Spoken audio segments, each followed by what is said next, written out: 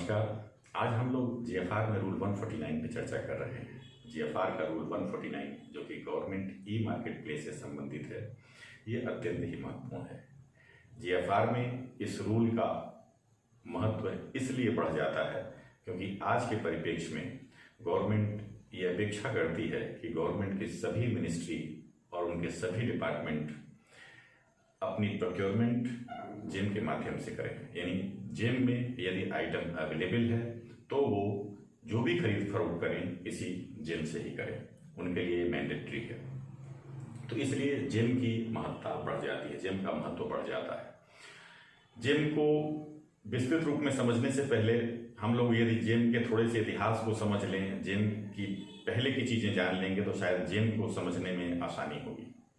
तो हम जेम के इतिहास में जब जाते हैं तो हम देखते हैं कि जो गवर्नमेंट इसके पहले अपनी खरीद फरोख्त जो करती थी, यानी जो सभी गवर्नमेंट के डिपार्टमेंट में मिनिस्ट्री में जो खरीद फरोख्त होते थे वो होते थे ministry of commerce and industry के अधीन एक डिपार्टमेंट हुआ करता था। डिपार्टमेंट जो था director general supply and disposal नाम से। यही डिपार्टमेंट खरीद फरोख्त में इन्वॉल्व हुआ करता था। यानी इसी के अंतर्गत इसी को हम लोग सेंट्रल परचेज ऑर्गेनाइजेशन के नाम से जानते थे। यानी ये जो है जो ऑर्गेनाइजेशन था वो भारत सभी जो है गवर्नमेंट के सभी डिपार्टमेंट और उनकी मिनिस्ट्री की खरीद फरोख्त की जिम्मेदारी इसी की थी। कुछ मिनिस्ट्री डिपार्टमेंट बहुत सारी के साल भर के अपने कॉन्ट्रैक्ट कर लेते थे कि भाई कोई सामान उनको साल भर एक ही रेट में चाहिए तो उसके लिए रेट कॉन्ट्रैक्ट कर लेते थे। तो वो भी व्यवस्था इन्हीं के द्वारा की जाती थी। यानी वो जो रेट कॉन्ट्रैक्ट हो जाता था तो साल भर की सप्लाई वो अपना करते रहते थे। तो इसके लिए director general supply and disposal में लगभग 1250 से अधिक यानी 1253 लोग लगभग इसमें जो है कार्यरत थे। और ये जो डिपार्टमेंट था इसमें 2 विंग था, सप्लाई विंग, इंस्पेक्शन विंग, जो कि जो है इन चीज़ों को देखता था।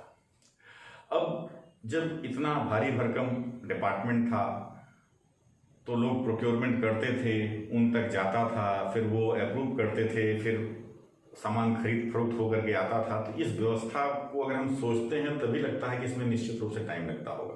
यानी किसी को अगर जनवरी में सामान चाहिए तो 6 महीने पहले उसको बताना पड़ता होगा, 4 महीने पहले बताना पड़ता होगा, तभी उसको जो है सामान सही तरीके से सही समय पर मिल जाएगा। कभी कभी किसी को अर्जेंट जरूरत पड़ती थी तो शायद सामान उसको जब फरवरी में जरूरत हो तो पता चलता था कि जो है अप्रैल में आ रहा है, 2 महीने बाद 3 महीने बाद मिल रहा है, जब उसकी जरूरत काफ़ी कम हो जाती थी।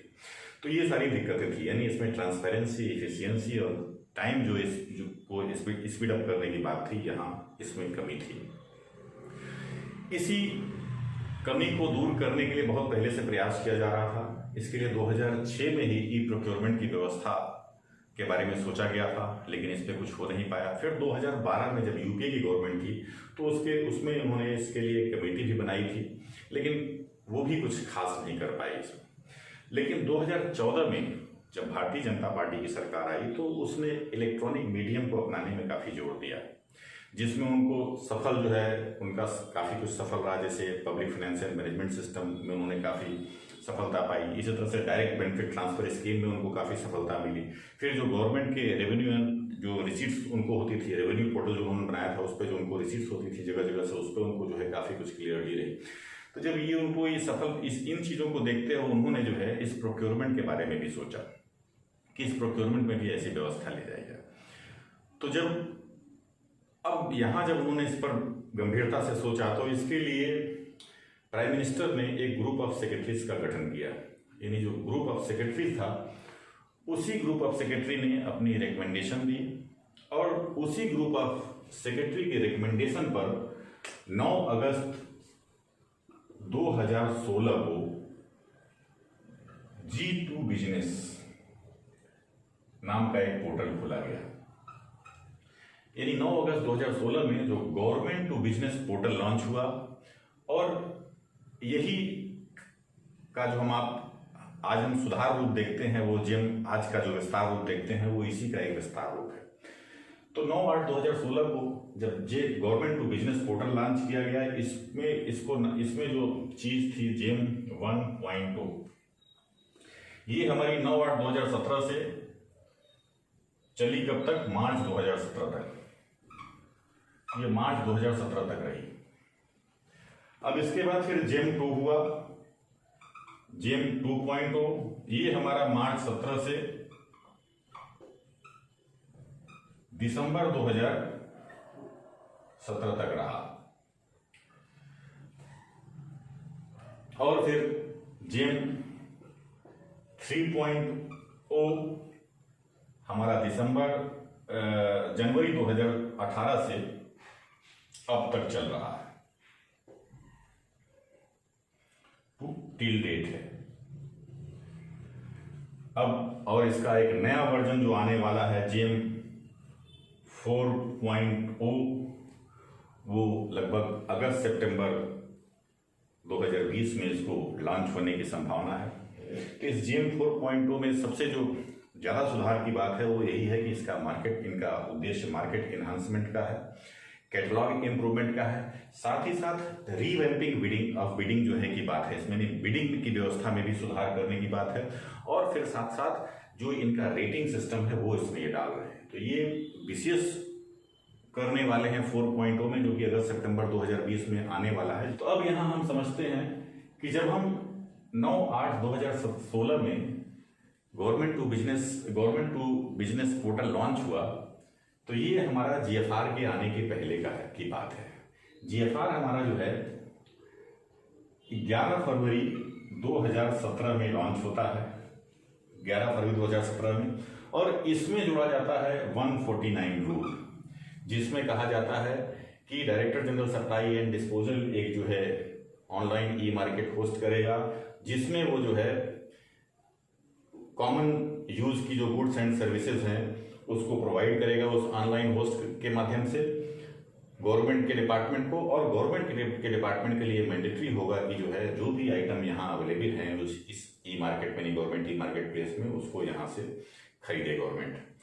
तो ये हमारा रूल 149 में जोड़ा गया जेम, जो कि इस समय आया। जीएफआर आने के बाद गवर्नमेंट को लग गया कि नहीं, director general supply and disposal को हमको ट्रांसफॉर्म करना पड़ेगा, और बिना ट्रांसफॉर्म किए जो है, बिना इसमें सुधार किए हम जेम को नहीं प्रमोट कर सकते। तो जेम में बेहतरी लाने के लिए फिर उन्होंने इस डिपार्टमेंट में ही बदलाव किया, यानी इस डिपार्टमेंट को ही जो है हटाया। अब कोई भी डिपार्टमेंट गठित होता है तो वो कॉन्स्टिट्यूशन के राइट्स उसके हैं। इसके लिए भारत सरकार का एलोकेशन ऑफ बिजनेस रूल 1961 है, यानी गवर्नमेंट ऑफ इंडिया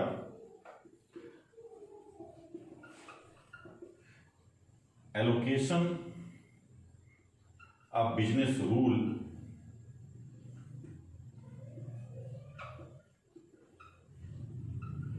1961,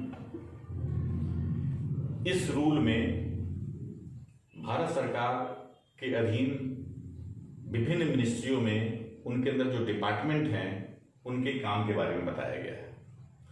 यानी जैसे ministry of commerce and industry के अधीन जो है director general supply and disposal का डिपार्टमेंट था, वो डिपार्टमेंट इस government of India allocation of business rule 1961 में निहित था, यानी उसका जिक्र यहाँ था।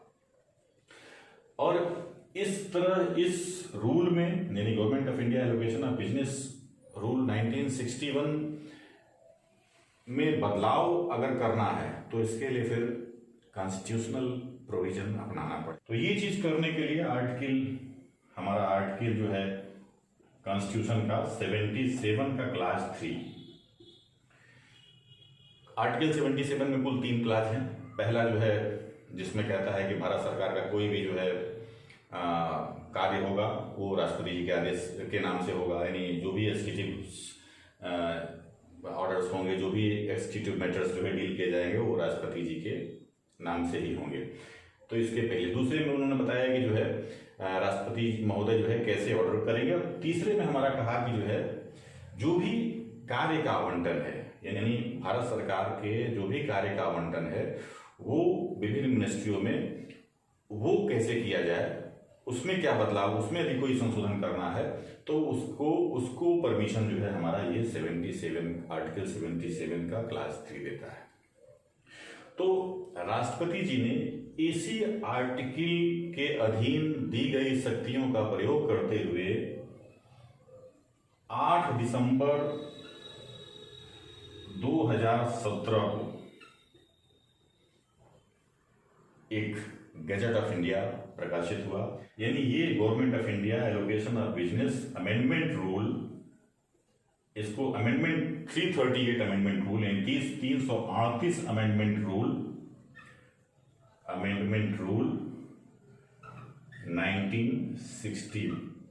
2017 के नाम से जाना गया। यानी ये अमेंडमेंट हमारा हुआ इस government of India allocation of business 1961 rule का 338वां अमेंडमेंट 2017 में जो हुआ, उसमें ये कहा गया कि जो ministry of commerce and industry के अधीन डिपार्टमेंट है, director general supply and disposal, वो इस government of India allocation of business rule के 27वें पैरे में इसका जिक्र था। यानी ये जो डिपार्टमेंट हमारा पहला था उनके 27वें पैरे में था, इसको उन्होंने डिलीट कर दिया। यानी अब ये हमारा डिपार्टमेंट समाप्त हो गया, director general of supply and disposal. और इन्होंने इसमें एक नया पैरा 32 जोड़ा, यानी government of India allocation of business rule 1961 में पैरा 32 जोड़ा। पैरा 32 में हमारा आ गया, जो नाम दिया गया, इसमें जो नाम दिया गया वो आया development operations and maintenance of NPP। यानी जो इसमें 32 जोड़ा गया, उसमें जो नाम दिया गया वो नाम दिया गया development operations and maintenance of national public procurement portal. ये नाम जो है इसमें जोड़ा गया, जिसको हम जिम कहते हैं, गवर्नमेंट ई मार्केट प्लेस कहते हैं। तो ये कॉन्स्टिट्यूशन प्रोविजन अपनाते हुए हमारा जो है जिम का गठन 8 दिसंबर 2017 को पूरा हुआ, जिसमें अब कॉन्स्टिट्यूशन में एक राइट मिल गया। पुराना डिपार्टमेंट यानी director general supply and disposal खत्म हो गया और नया डिपार्टमेंट हमारा आ गया, जिसका नाम दिया गया development operations and maintenance of national public procurement portal, जिसको हम गवर्नमेंट ई मार्केट प्लेस कहते हैं। अब ये हमारा इस तारीख में हमारा ये चीज पूरा हुआ। यानी जो GFR आया हमारा फरवरी में, और उसके बाद लगभग 10 महीने बाद ये डिपार्टमेंट जिम का वास्तव में डिपार्टमेंट जो है कॉन्स्टिट्यूशनल रूप में अपने डिपार्टमेंट, ये हमारा जिम दिसंबर 2017 में आया। इसीलिए हम लोग देखते हैं जो पुराना GFR है हमारा वो चेंज हुआ है, इसीलिए उस GFR को चेंज किया गया। और जो 2 अप्रैल 2019 में जो चेंज का स्वरूप आया, उसको हम लोग अभी रूल 149 में इसको डिस्कस करेंगे, वो इस तरह से आया। इसी वजह से ये चेंज रहा, क्योंकि ये डिपार्टमेंट हमारा इस डिपार्टमेंट को अब चूंकि कॉन्स्टिट्यूशनल राइट मिल गया, ये डिपार्टमेंट कॉन्स्टिट्यूशन के अधीन एक अधिकार में आ गया। अब जब जिम आ गया तो जिम पर भी गवर्नमेंट को लगा कि इस जिम को कैसे काम करेगा। जिम तो ठीक है हमने बना दिया, लेकिन जिम में लोग काम कैसे करें, तो इसके लिए उन्होंने जिम SPV की व्यवस्था की। यानी जिम स्पेशल पर्पस व्हीकल, ये कंपनी एक्ट में जब किसी कंपनी का गठन होता है उसके सेक्शन 8 के तहत, तो उसमें जो प्रक्रिया अपनाई जाती है उस प्रक्रिया को फॉलो करते हुए जिम SPV वजूद में आया। अब जिम SPV का ही जो है काम है आज कि वो इसके लिए जिम के डेवलपमेंट के लिए जिम का जो पोर्टल है उसको डेवलप करे, उसको मेंटेन करे, उसके लिए यही जिम SPV अकाउंटेबल है। यानी अब जो जिम SPV में लोग काम करते हैं उन्हीं की जिम्मेदारी है कि जो है जिम के अधीन जो कुछ भी हो रहा है, जिम में जो भी सुधार करना है, जिम में जो भी बदलाव करना है, उसके लिए यही ये जिम्मेदार नहीं है, जवाबदेही है इनकी। यानी जिम SPV की जवाबदेही, अकाउंटेबल है ये इन चीजों को करने के। तो इस तरह से हमारा ये चरण पूरा होता है। यानी जो हमारा जिम गठित हुआ, तो जिम जब गठित हो गया तब जो हमारा जो रूल 149 आया, वो इसीलिए रूल 149 अब नए स्वरूप में हमारा दिखता है। रूल 149 में अब जो बात कही गई है, यानी जो 2 अप्रैल 2019 में रूल 149 आया चेंज होकर के, उसमें ये कहा गया कि गवर्नमेंट ऑफ इंडिया ने एस्टेब्लिश किया है एक government e market place for common use of goods and services. यहाँ पुरानी बात खत्म हो गई, अब बात आ गई गवर्नमेंट ऑफ इंडिया ने एक government e market place establish किया है जो कि जो है common use of goods and services के लिए है।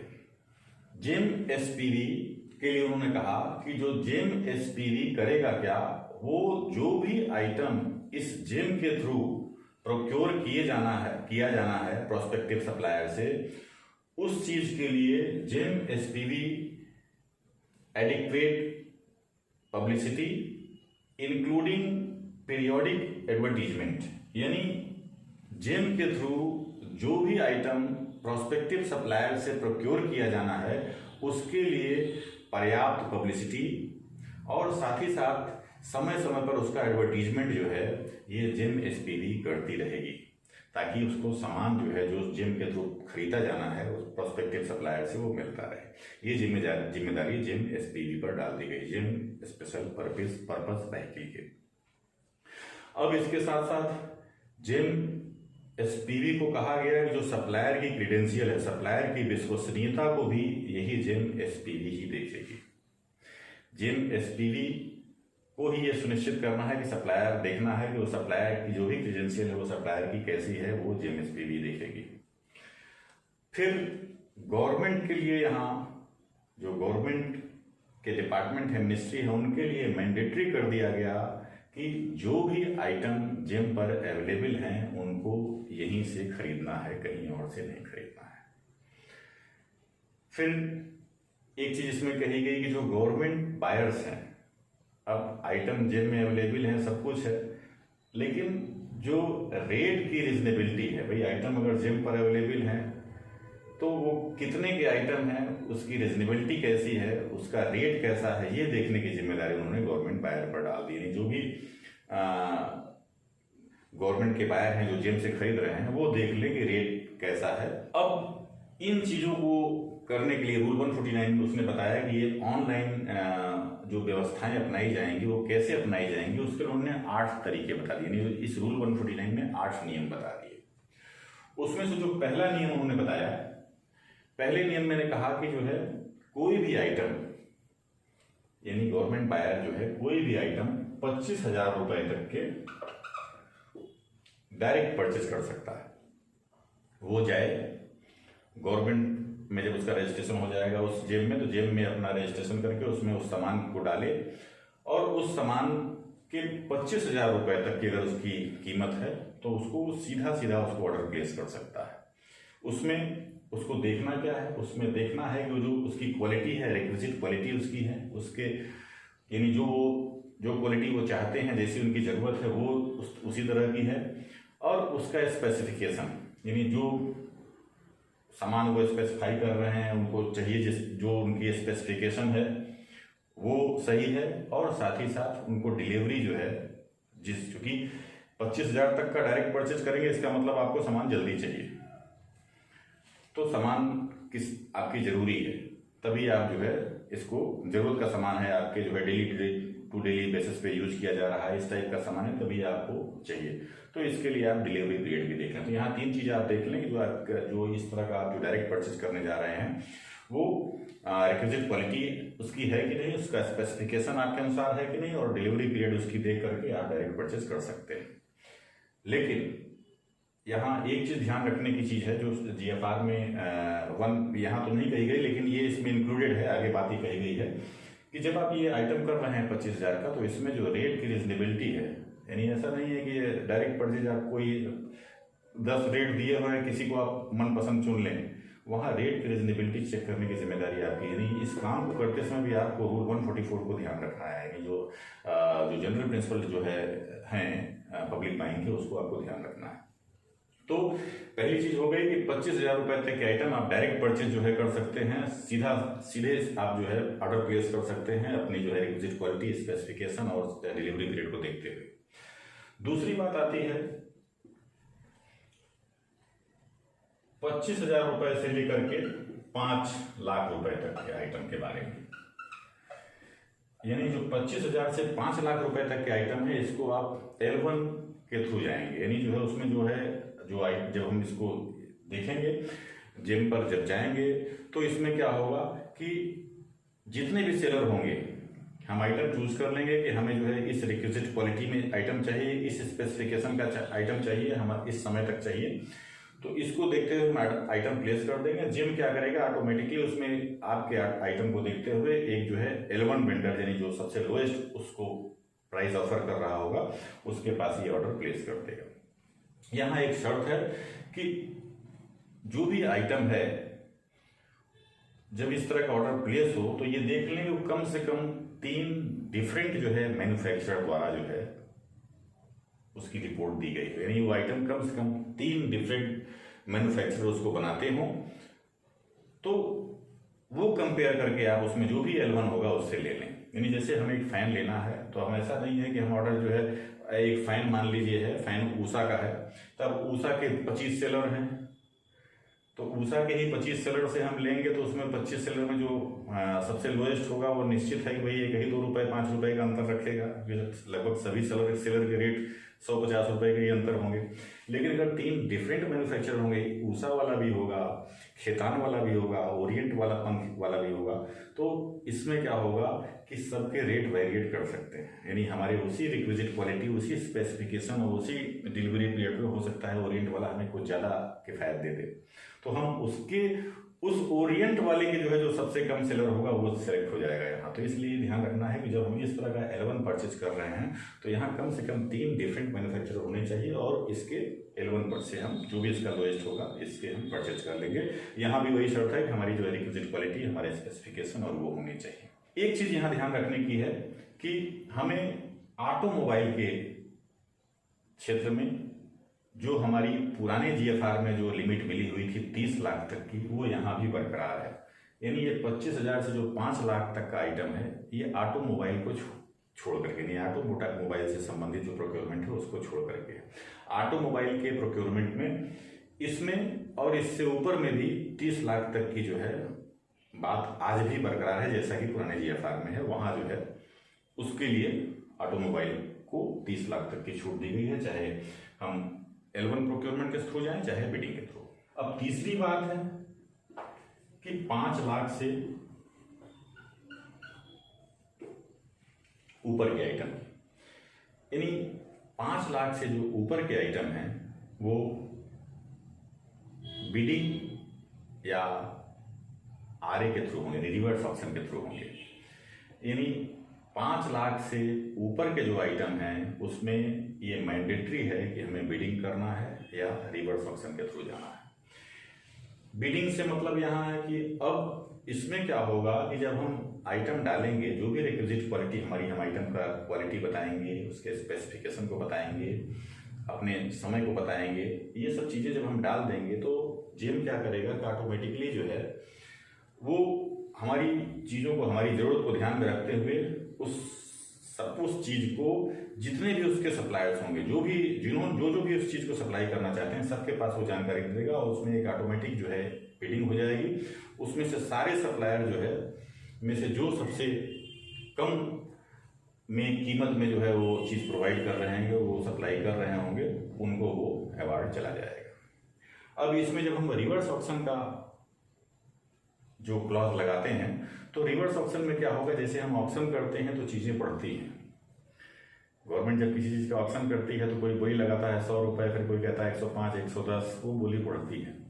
रिवर्स ऑक्शन में क्या है कि जिसको अवार्ड हुआ, यानी जैसे मान लीजिए कोई L1 आया, किसी को 100 रुपये में कोई चीज़ अवार्ड हो गई, 100 रुपये में ये सामान खरीदना है, तो रिवर्स ऑक्शन में बोली नीचे की तरफ लगती है। यानी जो सप्लायर्स हैं वो सप्लायर्स की हम सप्लाई करें उसके लिए वो और कम बोली लगाते हैं। एक कोई अवार्ड हो गया, एक का न्यूनतम पता चल गया कि हाँ 100 रुपये में ये सप्लाई करना है, तो दूसरा जो उससे नीचे वाला सप्लायर वो कहता है कि नहीं हम 99 में ही कर देंगे। फिर हो सकता है उससे पहले वाला कहे कि नहीं हम 98 में कर देंगे। फिर जो 100 में जिसने अभी तक किया है हो सकता है वो कहे कि हम इसको 95 रुपये में करेंगे। तो इस तरह से अब वहाँ कंपटीशन जो है रिवर्स यानी जो रिवर्स ऑक्शन, यानी जो ऑक्शन में जो है का रिवर्स हो रहा है, यानी जो कम हो रहा है। सप्लायर जो है सप्लाई करने के लिए गवर्नमेंट को जो है उस रेट को घटा रहे हैं, अपना कंपटीशन, उनके बीच में कंपटीशन हो रहा है, तो गवर्नमेंट ने को इसमें फायदा है भाई, इसमें गवर्नमेंट का जो है कम कीमत पे गवर्नमेंट को सामान मिलेगा, तो इसलिए ये रिवर्स ऑप्शन क्लॉज यहाँ लगता है। तो इसलिए 5 लाख से ऊपर के मामले में बिडिंग और आरए के थ्रू या आरए के थ्रू जो है जाना होता है। यहाँ मैं एक अपना पर्सनल एक्सपीरियंस शेयर करना चाहूँगा कि इसमें जो है थोड़ी बहुत खामियां हैं इस बिडिंग में। क्यों?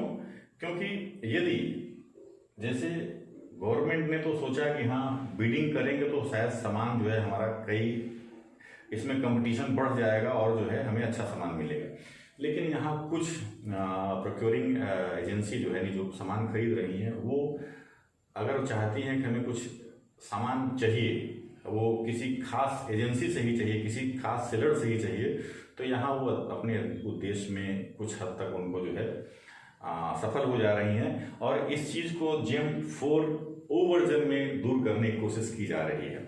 अब इसमें जो चौथी बात कही गई है, चौथी चीज ये है कि ये जो प्रोक्योरमेंट प्रोसेस है, यानी जैसे जो डायरेक्ट परचेज है, L1 परचेज है या बिडिंग के थ्रू है, ये प्रोसेस को कौन करेगा?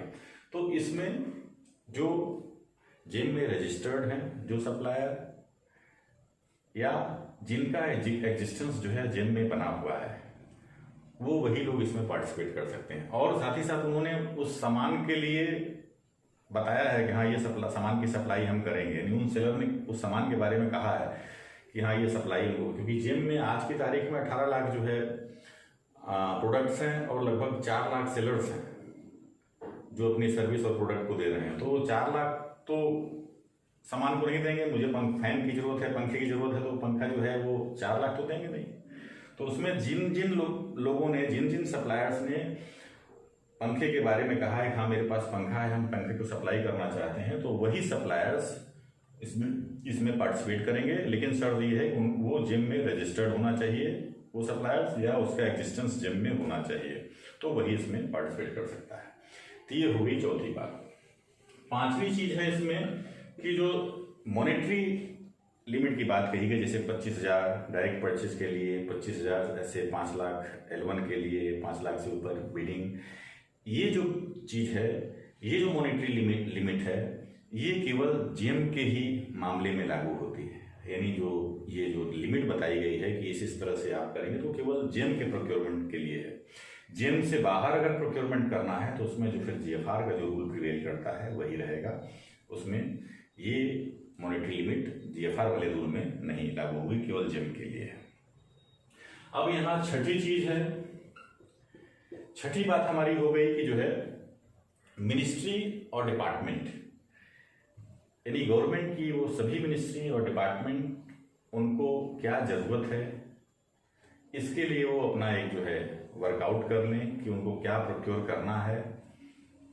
इस चीज के लिए एक अपना बजट एस्टिमेट तैयार कर लें कि हमें कितना सामान किस चीज के लिए खरीदना है, और एक एनुअल प्रोक्योरमेंट प्लान अपनी तरफ से बना लें कि हमें इस साल में ये सामान हमें खरीदना है। और उसका जब उनके पास ये बजट एस्टिमेट रहेगा, उनका बजट एस्टिमेट बन जाएगा, एनुअल प्रोक्योरमेंट प्लान बन जाएगा, तो वो उनसे ये भी उम्मीद की जाती है कि जैसे उनका एनुअल प्रोक्योरमेंट प्लान अप्रूव हो, वो उसको अप्रूव होने के 30 दिनों के भीतर जेम पर अपलोड कर दें।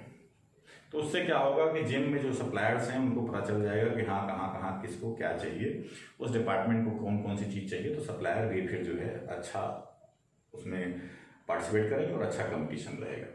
तो इस तरह से छठी चीज़ हमें कहा, छठी चीज़ यही हो गई कि जो भी मिनिस्ट्रियल डिपार्टमेंट है अपने रिक्वायरमेंट्स, जो भी प्रोक्योरमेंट उनको करना है, उस रिक्वायरमेंट्स की जो है वो वर्कआउट कर लें और उसका एक बजट एस्टिमेट तैयार करें। साथ ही साथ जो है एक एनुअल प्रोक्योरमेंट प्लान अपना बना लें और वो एनुअल प्रोक्योरमेंट प्लान अप्रूव होने के 30 दिन के भीतर जेम में अपलोड भी कर दें। तो ये हमारी छठी चीज हो गई। 7वीं बात इसमें है कि जो भी गवर्नमेंट बायर है, रेट का रीजनेबिलिटी चेक करना गवर्नमेंट बायर का काम है। यानी मैंने जैसे पहले बताया कि जो रूल 144 है, general principle of public buying, वो सभी प्रोक्योरिंग अथॉरिटी पर लागू होता है। जो भी प्रोक्योरमेंट कर रहा है ये उसी के लिए है, उसको देखना है उसमें। तो वहाँ ये स्पष्ट है कि भाई रीजनेबिलिटी चेक करने की जिम्मेदारी उन्हीं की है। तो इसीलिए सातवीं बात ये कहता है कि जो रेट की रीजनेबिलिटी है वो जो है गवर्नमेंट बायर को चेक करने की जिम्मेदारी है। उसको वो करेगा कैसे? इसके लिए उसमें एक बिजनेस एनालिटिक्स टूल है, यानी जेम में ही जो है बिजनेस एनालिटिक्स टूल है, उसको अपना ले। उसमें है क्या, वो उसका रेट कंपेयर कर सकता है फ्लिपकार्ट से या अमेजॉन से या जो भी इलेक्ट्रॉनिक इस तरह से जो भी ई कॉमर्स वेबसाइट्स हैं उनसे ये रेट अपना चेक कर ले। वो जेम के टूल्स में ही अवेलेबल है। तो जेम में जो बिजनेस एनालिटिक्स टूल है उसको अपना ले। नहीं तो जेम में जो लास्ट में प्रोक्योरमेंट हुआ है, जेम का जो लास्ट प्रोक्योरमेंट है जेम के थ्रू उसी आइटम का, उससे देख ले वो। और अगर वो भी नहीं है तो उसके जो डिपार्टमेंट के पास अपना जो है LPP है, लास्ट परचेज प्राइस है, उससे वो मिलान कर ले। तो इसलिए इन चीज़ों को जब वो कर लेता है गवर्नमेंट बायर तो उससे पता चल जाता है कि हम जो सामान ले रहे हैं उसकी रेट जो है उसके रीजनेबल है या नहीं, इससे उसको पता चल जाता है। तो इसके लिए उसमें जो दिए गए टूल्स को अपना ले, या जेम के जो है जो जेम में पहले खरीदा गया हो, लास्ट परचेज जो जेम का रहा वो देख लें। तो जो उनके डिपार्टमेंट के पास LPP है उसको अगर अपनाता है, या और भी कोई अगर माध्यम से वो जो है बिजनेस की इस आइटम की जो है एनालिसिस करना चाहता है, उसके रेट की एनालिसिस करना चाहता है, तो उसके लिए वो गवर्नमेंट बायर ही जिम्मेदार है, गवर्नमेंट बायर का ही काम है।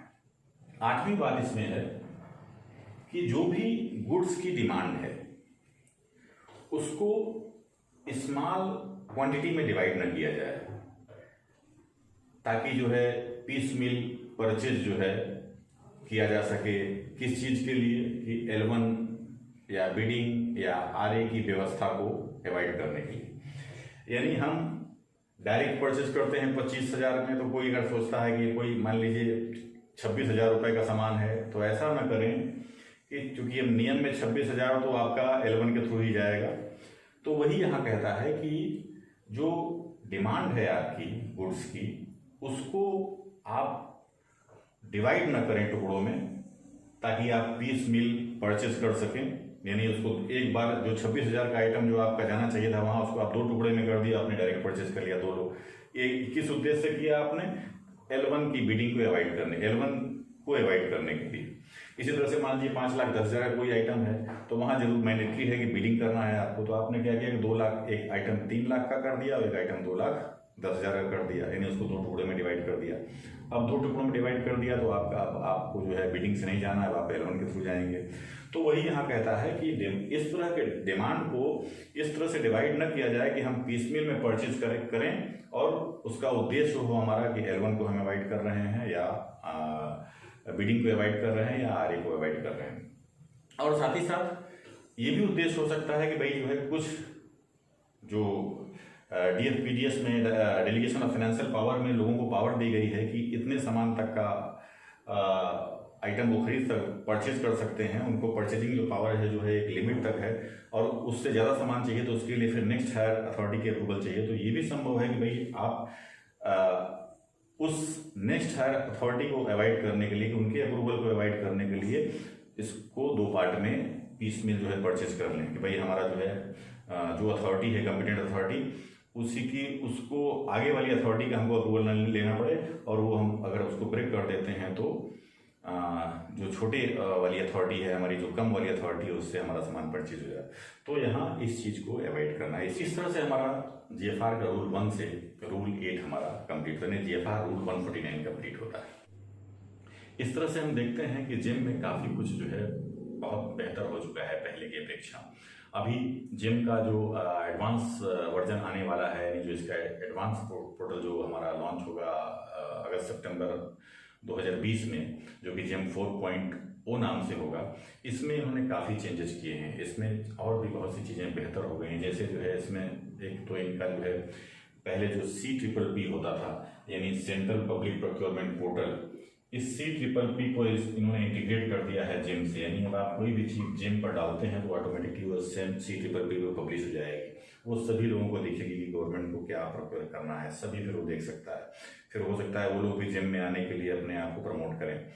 उसके बाद इसमें जो है लैंग्वेज जो है, जो नेचुरल लैंग्वेज जो है प्रोसेसिंग बेस्ड सर्च इंजन बनाया जा रहा है। यानी जो इसका जो मान लीजिए कोई तमिलनाडु में या आंध्रा में ऐसा लैंग्वेज वाला बंदा है जो इस चीज़ को नहीं सर्च कर पा रहा है, वो नहीं सर्च इंजन पे जा पा रहा है अपने लैंग्वेज में, तो उसके लिए एक व्यवस्था की जा रही है इस एडवांस वर्जन में कि वो अपने लैंग्वेज में डालेगा तो भी वो आइटम सर्च कर लेगा।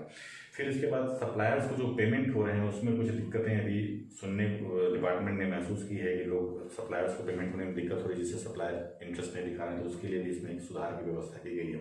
फिर जो डिमांड एग्रीगेशन की बात है, जो है कई डिमांड हमारे ऐसे होते हैं जो है कई हिस्सों में होते हैं। जैसे किसी को अगर कैमरा का एग्जांपल लें तो कैमरा लगाने के लिए उसमें कोई तार बिछाना पड़ता है, फिर कहीं कुछ उसके लोग और आते हैं। हम सीधा सीधा कैमरा नहीं खरीदते हैं, उसमें लगाने वाले उसको खरीदने से लेकर लगाने तक की जो जिम्मेदारी होती है, इसमें कई डिमांड होते हैं। तो कहीं खुदाई है, कहीं जो है कुछ कटिंग है, कुछ करना है, तो ये सारा जो है, तो ये जो डिमांड एग्रीगेशन का है वो भी इसमें जो है कंप्लीट हो चुका है, उसको भी इसमें लिया गया है। फिर स्टैगर्ड डिलीवरी जो है, डिलीवरी को जो है कई जगह देनी है, सामान कई जगह बंटना है, तो वो भी स्टैगर्ड डिलीवरी की व्यवस्था है इसमें। कई डिपार्टमेंट में कई जो है लोगों ने सामान, किसी ने सेंट्रली सामान मंगा लिया तो छोटे छोटे करके कई जगह जाने हैं वो, तो वहीं से वो सीधे वहाँ पहुँचेगी, तो स्टैगर्ड डिलीवरी की व्यवस्था इसमें है। फिर इसमें एक महत्वपूर्ण चीज़ है जेम अवेलेबिलिटी रिपोर्ट की। यानी अभी तक क्या होता था कि कोई भी डिपार्टमेंट जो है कह देता था कि हमें उसने जेम पे के सर्च इंजन पे गया और उसको सामान नहीं दिखा तो स्क्रीनशॉट लगा करके वो भेज देता था कि भाई ये सामान अवेलेबल नहीं, सर्टिफिकेट दे देता था वो। लेकिन अब ये ऐसा नहीं होगा। अब इसमें 23 जनवरी 2020 में जो है, जो मिनिस्ट्री ऑफ फाइनेंस का जो प्रोक्योरमेंट डिवीजन है उसने एक लेटर इशू किया है उसने कि जो है कोई भी डिपार्टमेंट अब अगर आइटम जेम पर अवेलेबल नहीं है तो वो जेम, उसमें जो है जो जेम अवेलेबिलिटी रिपोर्ट है वो निकालेगा। वो जेम अवेलेबिलिटी उसी जेम के अंदर में ही होगी। तो जेम क्या करेगा, आपसे डिटेल्स मांगेगा, कौन कौन सा सामान चाहिए आपको, क्या है उसमें, क्या किस तरह की चीज़ है, क्या है। वो जब आपसे पूछेगा आप बताएंगे उसको कि हाँ ये सामान चाहिए, और अगर वो सामान वास्तव में जेम में नहीं है तो जेम अपने सर्च इंजन में जाकर उसको सर्च करेगा। फाइनली जब नहीं होगा तो वो फिर उसको ये उसी में से, उसी जेम के अंदर से ही एक रिपोर्ट निकलेगी, वो उसको जेम अवेलेबिलिटी रिपोर्ट का नाम दिया गया है। वो रिपोर्ट जो है जब आप लगाओगे तब जो है आपको फिर जो है तब आप जाकर के कहीं से बाहर से सामान लेने के लिए एलिजिबल है। साथ ही साथ उसमें जो है पास्ट ट्रांजैक्शन डिटेल्स भी आपको देनी होगी। जो है जब आप देखेंगे कि जो है आप सामान जो ले रहे हैं जो जेम पर नहीं है, आपने जेम अवेलेबिलिटी रिपोर्ट निकाल दी, तो उसी रिपोर्ट में आपको ये पास्ट क्या क्या सामान जो है, जो आपकी पिछली जो है पास्ट ट्रांजैक्शन जो रिपोर्ट समरी है, ये सामान को जो आपने पहले कैसे खरीदा है उसकी भी आपको समरी उसमें देनी पड़ेगी। तो इससे क्या होगा कि जेम को पता चल जाएगा कि जो है ये आइटम जो आपको नहीं है किस कारण से नहीं है और आप कहाँ से लिए थे ये जब चीज़ें, तो वो हो सकता है जल्दी ही चंद दिनों में उस सामान को जो है उस समय उस बार तो आप मान लीजिए बाहर से ले लिए, लेकिन उसके बाद वाली सिचुएशन जब आएगी तो वो आइटम आपको जेम पर अवेलेबल रहेगा। तो इसलिए एक GeM availability report, past transaction summary, ये सारी व्यवस्था इस नए उसमें जो है आ रही है।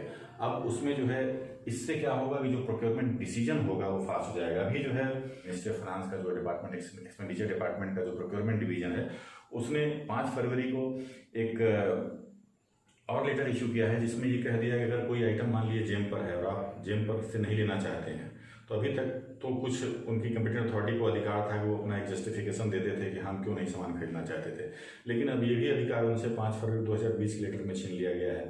5 फरवरी 2020 के लेटर में कहा गया है कि यदि आइटम जेम पर अवेलेबल है और आप फिर भी बाहर से खरीदना चाहते हैं तो इसके लिए आपको जो जेम की जो स्टैंडिंग कमेटी है उससे और साथ ही साथ उनके सेक्रेटरी से आपको जो है इसकी परमिशन लेनी पड़ेगी, इसकी अप्रूवल लेनी पड़ेगी कि जो है ये आइटम आप जो है जेम पर अवेलेबल है फिर और आप बाहर से लेना चाहते हैं। तो ऐसी परिस्थिति होगी तो कोई भी आदमी फिर जो है आइटम बाहर से नहीं खरीदना चाहेगा, या खरीदेंगे तो बहुत इक्का दुक्का ही, बहुत ही विपरीत परिस्थिति होगी, बहुत ही जरूरत होगी, उसको वास्तव में वैसा लगेगा तभी वो खरीदेगा, अदरवाइज आइटम वो जेम से ही खरीदेगा।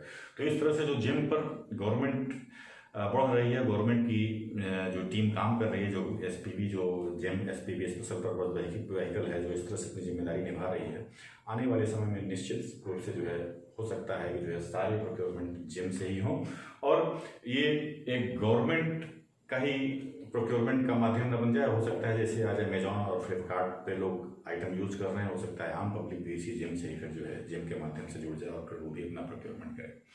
तो इस तरह से ये गवर्नमेंट की जिम की व्यवस्था है, और इसीलिए शायद हमारा जिम 149 हमारा बहुत महत्वपूर्ण हो जाता है। तो इस तरह से रूल 149 हमारा कंप्लीट होता है। Thank you very much.